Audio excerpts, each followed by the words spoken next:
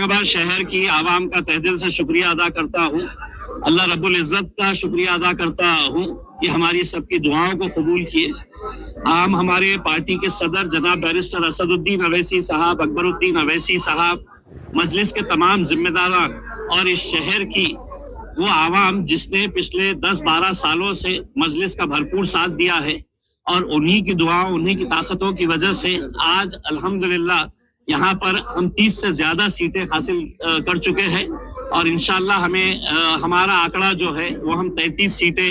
हम जीत रहे हैं। यानी कि भारतीय जनता पार्टी के बाद अगर कोई दूसरा पक्ष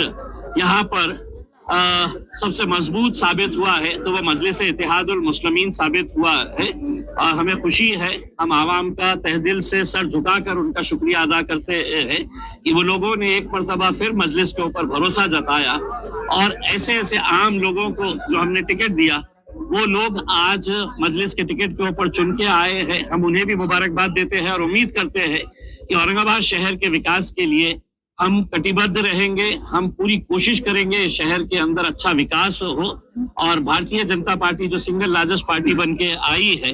वो शहर के लिए अगर कुछ अच्छे फैसले लेती है तो हम उनका साथ देंगे और अगर नहीं लेती है तो हम एक विरोधी पक्ष का जो रोल होना चाहिए वो बखूबी अच्छी तरीके से निभाएंगे।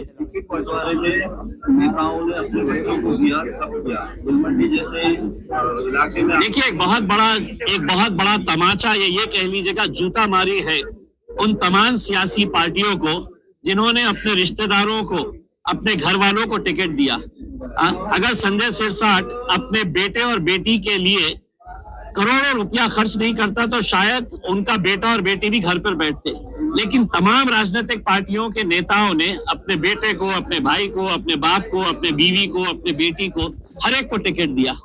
नतीजा क्या हुआ कि लोगों ने एक पैगाम दिया है कि हम सिर्फ गोटियां खेलने के लिए नहीं है, हम सिर्फ है तो चद्दर बिछाने के लिए, शतरंजियां बिछाने के लिए नहीं है, हम भी पार्टी के मजबूत लोग हैं, हमें भी टिकट मिलना चाहिए करके।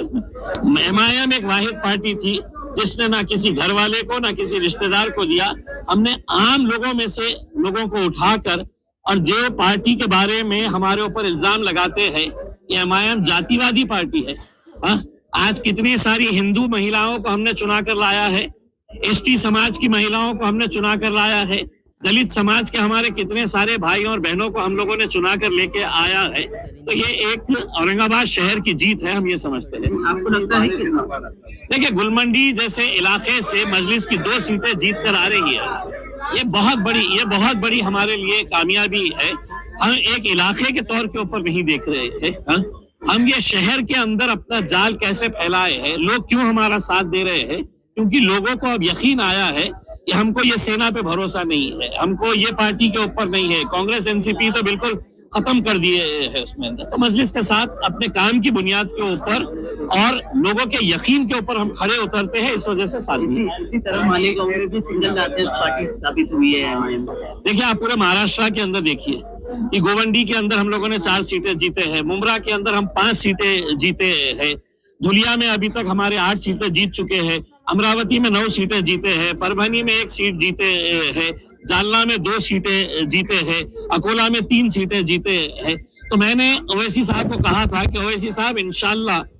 जहां जहां पर भी हम इलेक्शन लड़ रहे हैं, इंशाल्लाह वहां पर मजलिस की नुमाइंदगी आपको देखने को मिलेगी। कहीं ज्यादा है, कहीं कम है, लेकिन है।